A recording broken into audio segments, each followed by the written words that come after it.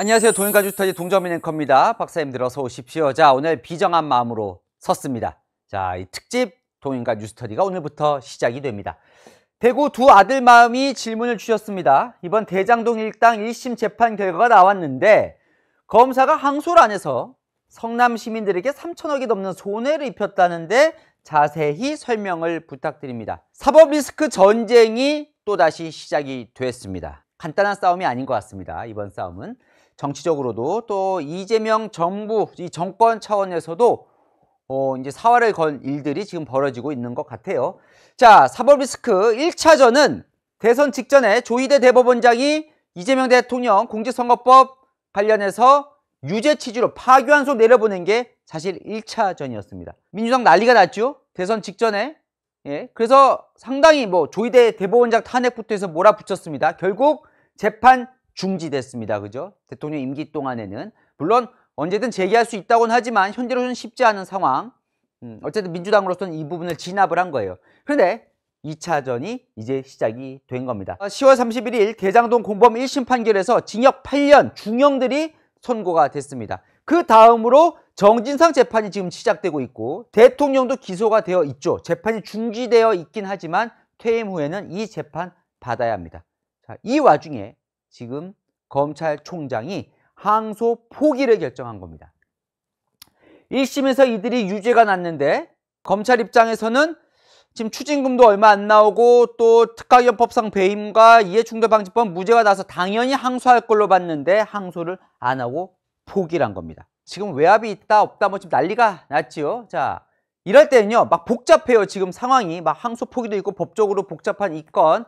복잡할 때는요 기본으로 돌아가야 됩니다. 그 기본은 뭐냐? 대체 대장동 공범 1심 판결이 어떻게 났길래 항소 포기까지 이 논란으로 이어지느냐, 이걸 봐야 되는 거예요. 이걸. 700쪽이 넘어요. 1심 판결문이. 자, 보시면요. 동행가 뉴스터디가 탄생하게 된 배경 중에 하나가 바로 이 복잡한 대장동 사건을 어떻게 다뤄볼까 고민 끝에 제가 설명을 드리려고 만든 게 이 동행가 뉴스터디입니다. 그게 벌써 3년 전입니다. 700쪽 판결문을 보면 1차적으로 정리가 되어 있습니다. 자, 법원이 내린 판결이기 때문에 물론 2심과 대법원에서 어떻게 바뀔지 모르지만 그래도 현재 나온 것 중에 가장 진실에 가깝게 양쪽 주장을 다 듣고 판사가 판결을 내린 거니까요. 어느 정도 정리가 됐다고 볼 수 있겠죠, 충분히. 그래서 오늘부터 최초 6회 특집 대장동 대해부 끝까지 판다를 시작합니다. 뉴스터디 탄생이 대장동이었다면 오늘부터는 대장동 이 1심 판결문을 완벽하게 정리를 해볼 거예요. 결론부터 말씀드리면요. 대장동 건은 성남시 핵심들이 대장동 일당들에게 특혜를 줘서 성남 시민이 받아야 할 이득을 대장동 일당이 가져갔다. 이게 1심 판결의 핵심입니다. 그 사이에서 정진상 전 실장과 이재명 대통령에 대해서는 어떻게 언급되어 있는지를 봐야 우리가 이 건이 머릿속에 쏙 들어오겠죠. 자, 1심 판결을 뒤집을 수 있는 건 우리나라 민주주의 체제에선 2심밖에 없습니다. 3심밖에 없고요. 정치권이 국회가 입법으로 이 판결을 뒤집을 수는 없는 겁니다. 그게 민주주의니까요. 자, 오늘은요. 그 1편은 여러분 대장동 20년 풀 스토리를 제가 쫙 정리를 해드릴 겁니다. 1심 판결에 나온 대장동 사건은 이렇습니다를 정리를 해드릴 거예요. 그러면서 앞으로 우리가 뭘 짚어볼지를 예고를 해드릴 겁니다. 아무것도 모르셔도 됩니다. 대장동의 A도 모르셔도 오늘 제 걸 보시면 아, 이게 대장동 사건이구나. 이걸 한 방에 아실 수 있습니다. 지금 시작합니다. 동투더 뉴스. 대장동 20년 풀 스토리를 지금부터 시작하겠습니다. 자, 성남시 분당구 대장동 210, 92만 제곱미터. 이 땅이 지금은요 5250세대의 대장동 아파트 단지로 개발이 됐습니다. 이 개발 풀 스토리입니다. 2005년으로 거슬러 갑니다. 20년 전이죠. 예. 자, 대장동을 이제 개발해야겠다. 성남시에서 도시기본계획을 승인합니다. 개발하겠다. 그래서 2008년 대장동 개발추진위원회가 구성이 됩니다. 누가 구성이 되는 거냐면 이거는 원주민들이, 이 땅 원주민들이 자, 우리 땅 개방할 거니까 우리도 추진합시다 해서 추진위원회를 구성을 해요. 그리고는 C7이라는 업체가 이 대장동 추진위원회와 개발사업 시행 대행 계약을 맺습니다. 그러니까 너가 맡아서 이거를 개발하도록 해라 라고 해서 이강길 C7 업자. 그때 이제 등장인물, 주요 등장인물들이 나오는데요. 거의 뭐 대하드라마니까 한번 옛날 이야기 듣듯이 한번 쭉 들어보십시오. 이렇게 대장동 스토리는 시작이 되는 겁니다. 자, C7 대표인 이강길 대표가 자문단을 꾸려요. 왜냐하면 개발을 하려면 전문가들이 필요하잖아요. 변호사엔 남욱, 회계사에는 정영학 회계사를 하고요. 이때부터 이 대장동 시의원이 당시에 한나라당 소속인 최윤길입니다. 중요한 인물이에요. 계속 나옵니다. 아주 중요한 역할을 합니다. 최윤길 대장동 시의원과 나쁘게 말하면 결탁인 거고 어쨌든 이제부터 같이 얘기를 나누기 시작을 합니다. 판결문에 따르면 정영학 회계사의 부인이 초등학교 운영위원장을 맡는데 당시 최윤길 시의원이 그때 운영위원을 맡아요. 그러니까 정영학 회계사의 부인과 초등학교 그 학부모로 아는 사이였던 거예요. 그러면서 서로 이렇게 엮이기 시작을 합니다. 자, 그런데 2009년에 당시에는 한나라당이 성남시장이었는데 이거를 공영개발을 하겠다고 추진을 합니다. 이게 상당히 중요합니다, 여러분. 핵심은 개발 방식이에요. 개발 방식은 일단 민간이 있고 공공이 있습니다.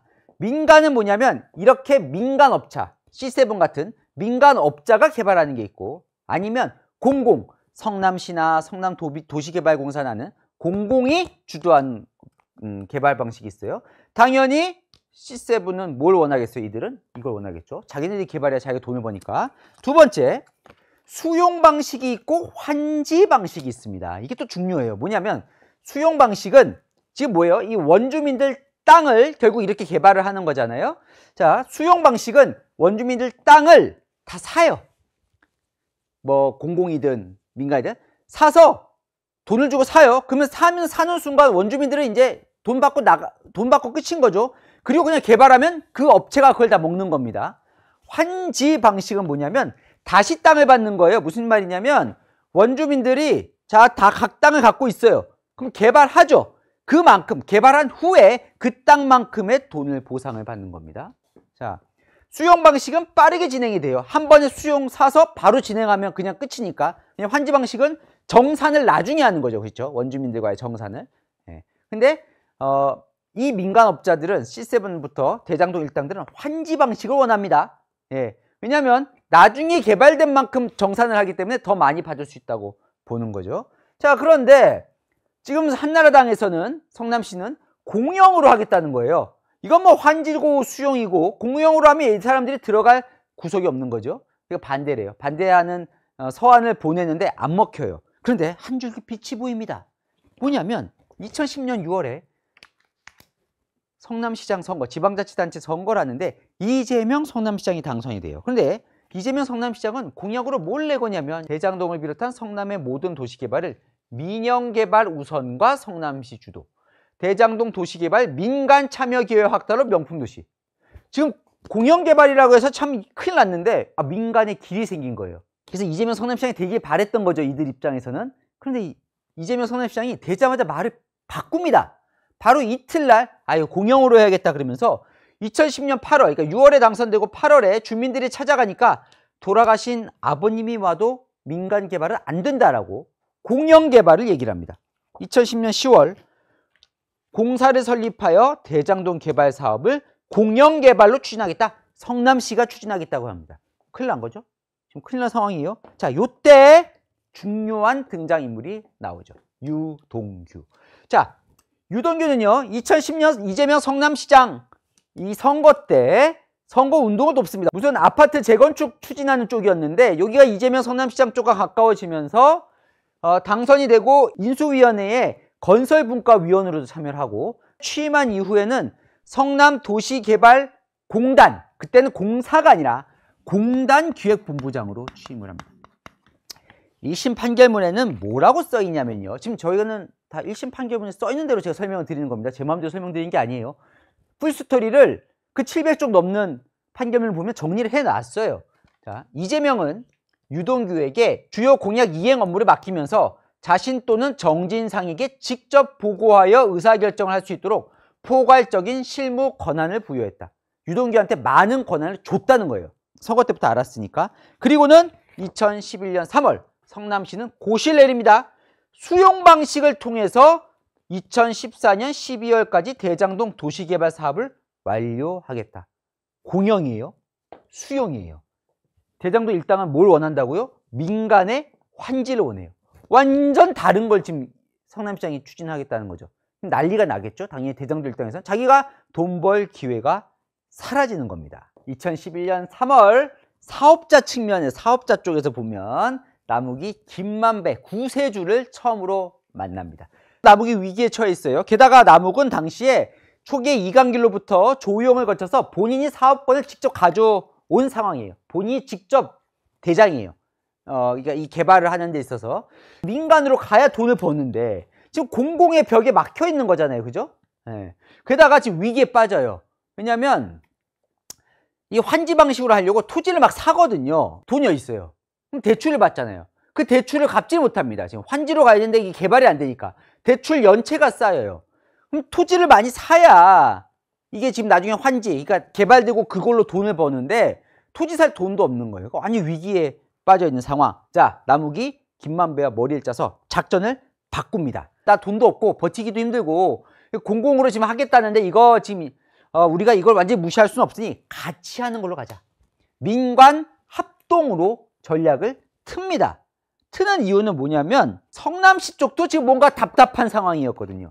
자, 여기서 이해관계가 맞아떨어지는데요. 이 성남시 쪽에서는 왜 답답한 상황이었냐면 이재명 성남시장이 2010년에 선거를 하면서 공약을 내건 제일 먼저 1공약이 뭐냐면 1공단 전면 공원화예요. 당시 1공단이 이제 낙후되어 있는 공단이 있는데 그 공단을 완전히 공원으로 바꿔서 그걸 성남 시민들에게 돌려주겠다. 이게 1공약이었어요. 근데 공원으로 만들려면 뭐가 필요합니까? 돈이 필요하죠. 그죠? 돈이 필요하잖아요. 큰 돈을 벌려면 개발 사업을 결국은 성남시가 해야 돈을 버는데 문제는 성남시 자체는 시이기 때문에 수익 사업을 못 합니다. 수익 사업을 하려면 이게 필요해요. 성남 도시개발 공사를 별도로 설립을 해서 여기서만 개발을 할 수가 있어요. 그러니까 요걸 설립을 해야 되는데 설립을 하는데 설립을 못 해요. 왜 못하냐면 이 설립을 하려면 성남도시개발 설립 조례가 만들어져야 되는데 그 조례의 권한은 누구에게 있느냐? 성남시 의회에게 있습니다. 근데 성남시 의회가 2010년 그 지방선거 이재명 성남시장이 되던 그 지방선거에서 새누리당이 더 많이 당선이 돼버립니다. 그러니까 여소야대 국면이에요. 새누리당이 협조를 안 해줍니다. 공사가 설립이 안 돼요. 네? 그래서 아쉬운 대로 그러면 빚이라도 내서 지방채를 발행해서 그 돈으로 이걸 전면 공원화를 하려고 했더니 이것도 안 돼요. 대장동 개발을 하려고 빚을 내려고 했는데 행안부에서 막혀요. 자, 나중에 위례 때는 행안부는 뚫리는데 근데 어차피 여기가 또 막히는 거죠.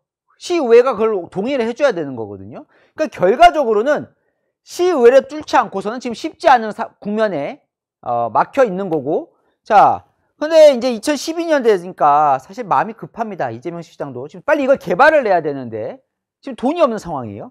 2012년 2월 이재명 성남시장도 개발 공사를 만들어서 공동투자, 재산법인을 만들어 공동투자로 틉니다. 원래는 뭐였어요? 공공이었어요. 성남시가 혼자 개발하는 거였는데 민간으로 공동으로 틀어요. 그러면 잠깐만 아까 남욱이 뭘로 틀었다고요? 민관합동. 그럼 접점이 생긴 겁니다. 그런데 이 접점도 결국 뭐가 해결이 돼야 돼요? 이게 해결이 돼야 되는 겁니다. 여기에 한마음으로 뛰어듭니다. 대장동 일당과 성남시 쪽에서. 네. 여기서부터 결탁이 시작되는 첫 시작입니다. 이게 중요한 대목이죠.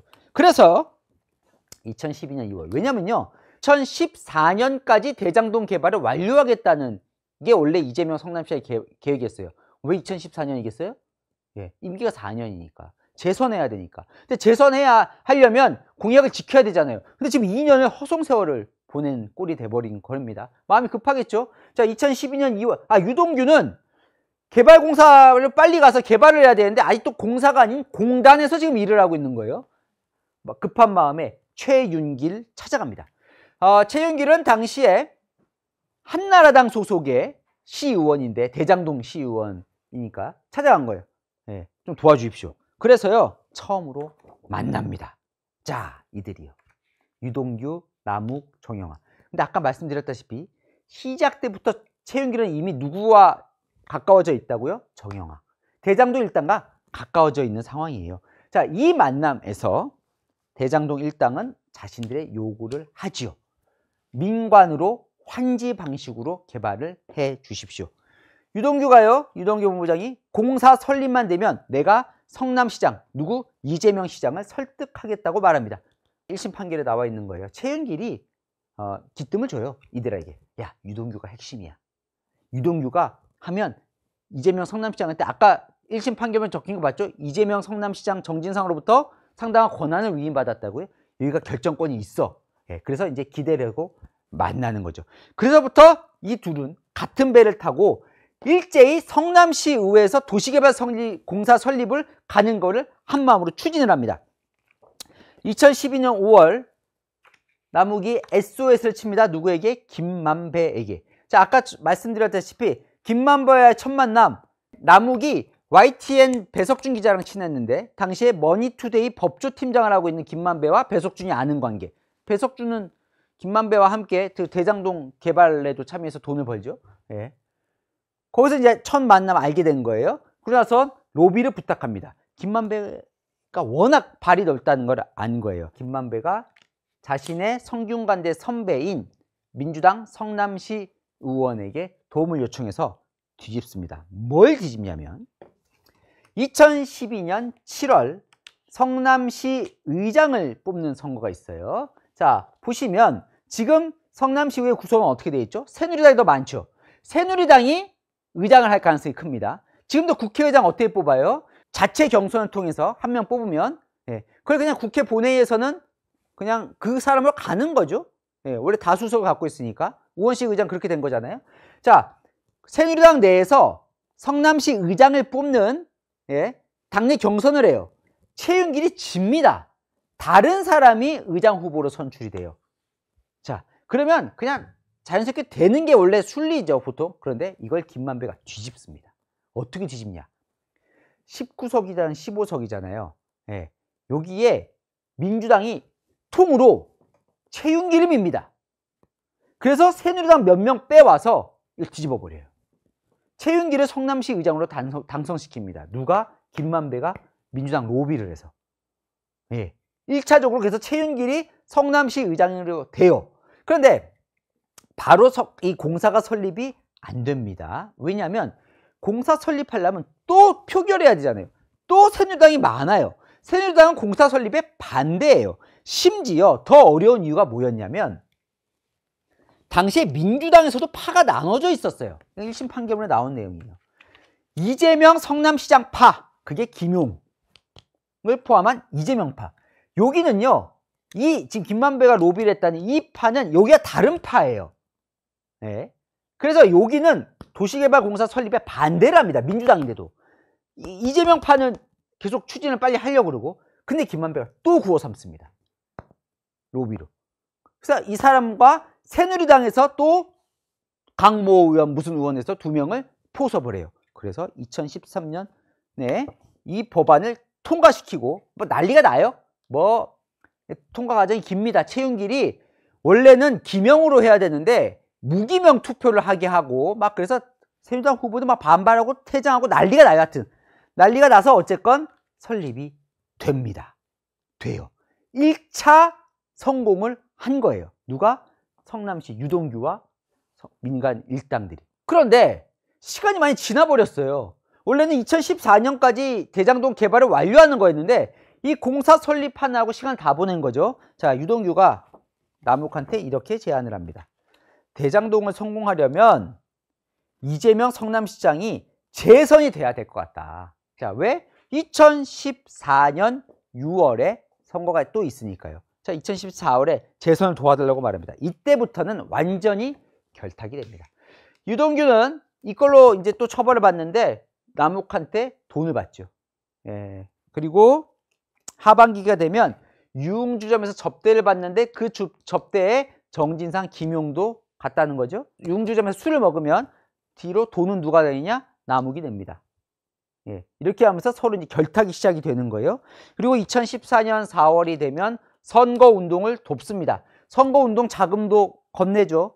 남욱이 자기 잘 아는 사업자, 예, 더감 뭐 사업자를 통해서 돈을 마련해서 돈을 줘요. 그리고 회사와 대장동 주민들로 데려가서 이재명 성남시장 유세 현장도 가고요. 뭐 댓글도 달고 뭐 여러 가지 선거 운동을 돕습니다. 그리고 2014년 6월 이재명 성남시장은 재선이 됩니다. 자, 그때부터 본격적인 대장동 사업이 시작이 됩니다. 자, 2010년부터 2014년 이재명 성남시장 1기 때는 이제 둘이 가까워지는 유동규를 비롯한 이제 정진상 쪽과 그 다음에 이제 대장동 일당들이 가까워진 시기였다면 이제 본격적으로 사업을 하죠. 자, 성남시 입장에서는 어쨌든 빚을 진 거예요. 뭐예요? 성남도시개발공사를 설립하는 데 있어서 성남시 의회를 누가 움직여 준 거예요? 물론 본인들도 노력했지만 결국 김만배를 비롯한 대장동 일당이 해준 거죠. 급속도로 가까워집니다. 2014년 6월에 재선이 되자마자 의형제를 맺습니다. 김만배, 정진상, 김용, 유동규가. 서서히 이때부터 주도권이 남욱에서 김만배로 바뀝니다. 김만배의 영향력을 본 거예요. 이 대장동 일당들이. 1심 판결 보면 나와 있습니다. 그 내용이. 그런데 변수가 하나 생깁니다. 여기서. 지금 민간업체들은 대장동 일당들은 뭘 원해요? 민간과 환지 개발을 원하죠. 그런데 성남시 입장에서 도저히 환지로 안 되는 거예요. 왜냐면 빨리 개발해야 되잖아요. 이미 1기 때 공약을 지켰는데 공약을 못 지켰잖아요. 2014년까지 못 했잖아요. 2기 때는 무조건 해내야 되잖아요. 그 속도를 내기 위해서 안 되겠다. 수용 방식. 그냥 땅을 빨리 사서 그냥 개발하자. 이걸로 바뀝니다. 그러면 아니 기껏 도와줬는데 우리는 환지인데 달래죠. 수용 방식을 하게 되면 공모를 거쳐야 돼요. 확실하게. 예, 이거 도시개발공사가 땅을 사서 이제 할 사업자를 정해야 되거든요. 공모. 그래서 공모로 가게 되면 자기들은 그냥 환지 방식으로 해서 먹으려고 그랬는데 공모를 거치면 경쟁을 해야 된다는 얘기잖아요. 그죠? 예. 그러니까 이제 민간업자들이 반발합니다. 대장동 업자들이. 이게 도와주는 이게 뭐예요? 그랬더니 유동규가 달래죠.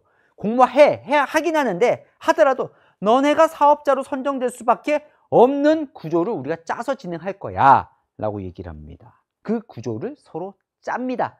자, 제가 앞으로 우리가 6회 특집 파헤쳐 본다의 예고를 드린다 그랬죠. 첫 번째 이 부분을 내일 살펴볼 겁니다. 사업자 선정. 여기서 모든 특혜의 시작은 바로 여기서 시작이 되거든요. 사업자 선정이 돼야 되잖아요. 공모를 거치는데 그 사업자 선정이 엄청 부당하게 진행이 됩니다. 갑자기 유동규가 성남도시개발공사의 전략사업팀이라는 걸 신설해요. 여기서 대장동 공모 작업을 진행을 하거든요. 거기에 2명을 뽑습니다. 한 명은 남욱 변호사의 후배인 정민용 변호사, 서강대 후배. 그리고 정영학 회계사와 같은 회계법인에 있던 김민걸 회계사를 뽑아요. 황무성 사장이 반대하는데도 뽑습니다. 그리고는 뽑는데 이들이 초기 투자 자본이 없어요. 돈이 없어요. 자, 어떻게 돈을 모으고 다니냐? 돈 한 푼 없는 사람들이에요, 이 사람들. 막 우리가 이미 사업자로 선정 내정을 받았습니다. 자, 이 대장동 개발이요. 용적률도 올라갈 거고요. 임대 비율 축소할 거고 서판교 터널도 뚫릴 거예요. 라고 하면서 막 자기네들이 사업자 다 이미 선정된 것처럼 하고 돈을 모으고 다녀요. 금융기관에. 그걸 묵인을 하죠. 자, 그러면서 뒤로는 우리가 이걸로 얼마를 벌까 따져봐요. 김만배가 유동규에게 2014년 10월.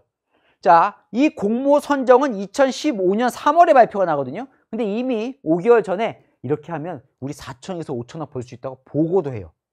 이미 된 것처럼 움직이는 거죠. 그리고 될 수 있도록 이 팀에 자기네들 사람들을 박아 넣는 겁니다. 여기서 또 하나 중요한 변곡점은 남욱이 빠져요. 빠진다기보다 남욱이 뒤로 물러납니다. 원래는 남욱 주도로 이걸 하고 있었잖아요. 남욱이 사업권, 이 대장동 추진위원회가 사업권을 갖고 있었고, 근데 김만배가 주도권을 가져옵니다. 당시에 남욱이 2014년 12월에 그 전에 대장동 초기 자본을 모으는 과정에서 뭔가 불법 혐의를 저질렀다는 걸로 출국 금지를 당합니다. 그 건으로 김만배가 이재명이 네가 있으면 사업권을 주지 않겠다고 한다. 너 지분 챙겨줄 테니 빠져라 라고 얘기를 합니다. 증언에 나온 내용이에요. 그리고는 남욱은 1대 주주에서 2대 주주로 빠지고 1대 주주로 김만배가 올라가죠. 2015년 2월 김만배가 화천대유를 설립합니다. 그리고 성남시는 1822억, 아무리 많이 먹어도 1822억만 먹는 공모지침서를 설계를 하죠. 개발사업팀에서 반대를 해요. 아니, 우린 이거보다 더, 성남시는 더 많이 벌 수 있는데. 개발사업팀은 뭐냐면 이 전략사업팀과 별도로 또 검토를 하는 원래 대장동을 담당하는 그 팀입니다. 이거 너무 우리한테 불리한데요? 우린 더 많이 먹을 수 있는데요? 하지만 수정 요구가 묵살이 되고 1822억 원만 성남시에 주면 나머지는 다 먹을 수 있는 사업계획서 시험 범위가 마련이 되고 2015년 2월 공고를 거쳐서 3월에 선정이 되는데 3개의 컨소시엄이 참여를 하는데 뭐 사실상 그전부터 내정이 되어 있었다는 게 1심 판결문의 결론입니다. 그렇게 해서 2015년 6월에 사업협약을 맺어요. 여기서 공모해서 당선이 되고, 여기서 두 번째 우리가 살펴봐야 될 부분이 대장동 업자들은 왜 이렇게 큰 돈을 벌게 됐나? 그 배임, 결국 배임이 뭐예요?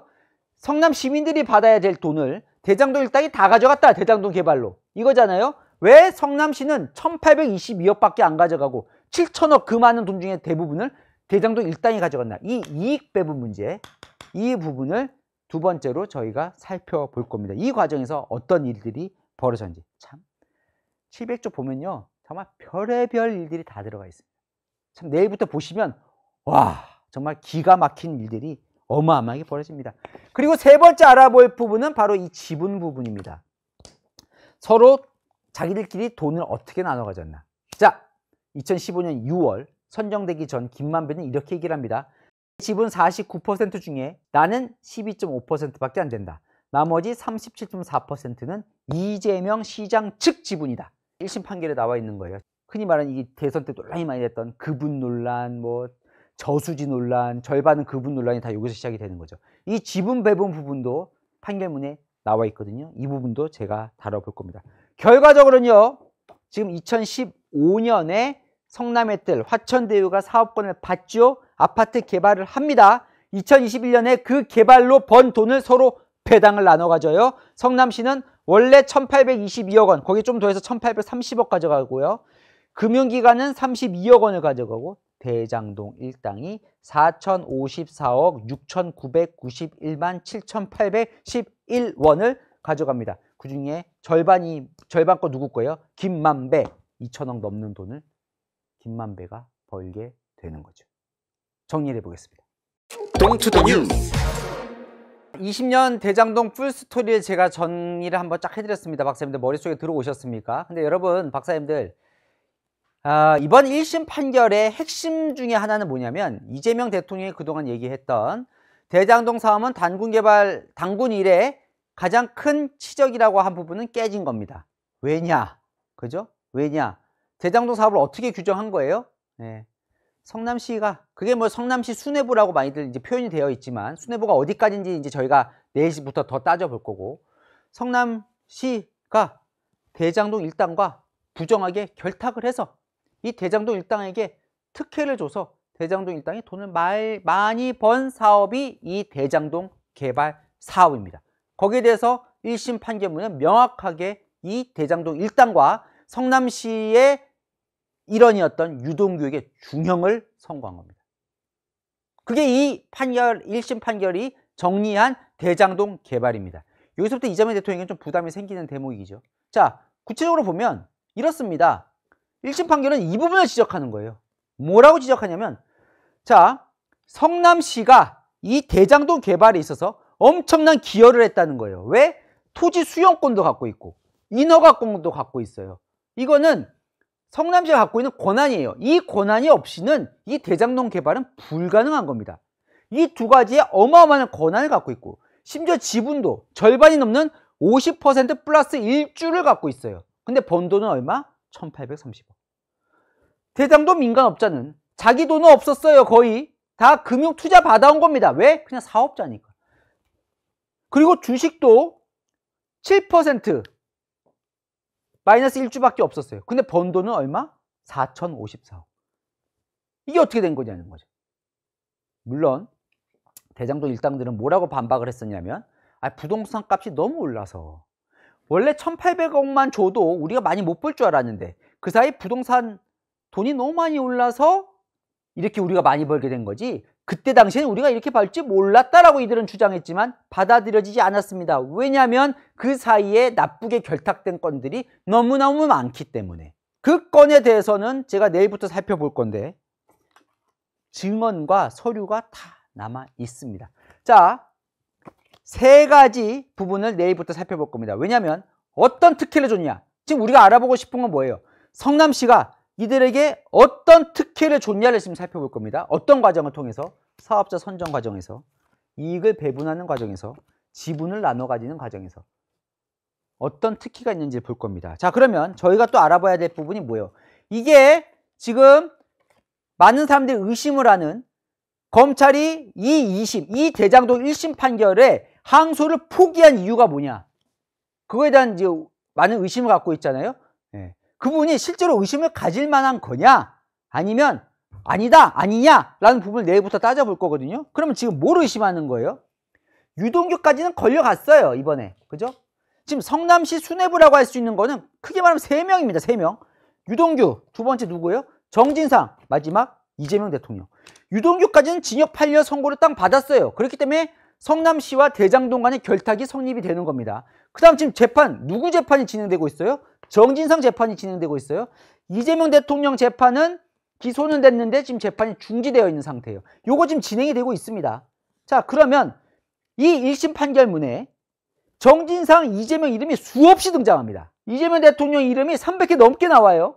자, 그러면 우리가 알아볼 대목은 뭐예요? 이 사람들 이름이 어떤 대목에서 어떻게 나왔냐를 보면, 아, 어느 정도 개입이 될 거야, 어느 정도 알고는 있었던 거야를 알 수 있겠죠. 내일부터 이 세 가지의 특혜를 주는 과정에서 이 두 사람의 이름이 어떻게 등장하는지를 정말 1심 판결문에 써있는 팩트만 제가 전달을 해드릴 겁니다. 그걸 보시고 박사님들이 이게 어떻게 되는 거야? 아, 1심 판결 보면 이재명 대통령은 무죄네, 이게 여당의 주장이죠.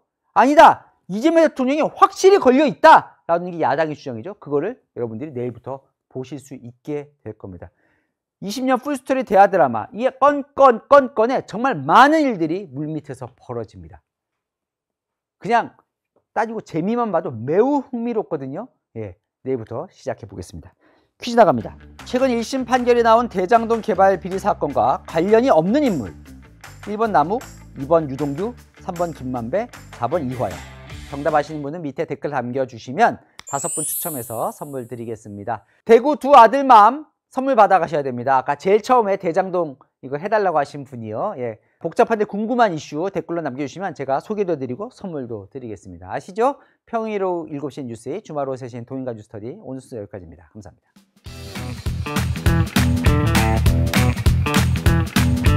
박사님들 어서 오십시오. 퀴즈 정답 보고 갈까요? 한미 관세 협상 내용 중에 자동차 관세 합의 결과는 정답은 3번입니다. 15%가 됐죠. 애플 유저 23님 당첨되셨습니다. 축하드립니다. 3번 15%. 매번 쉽고 재밌게 설명해 주셔서 운전할 때나 일할 때 예전 것부터 쭉 돌려서 봅니다. 좋은 영상 감사합니다.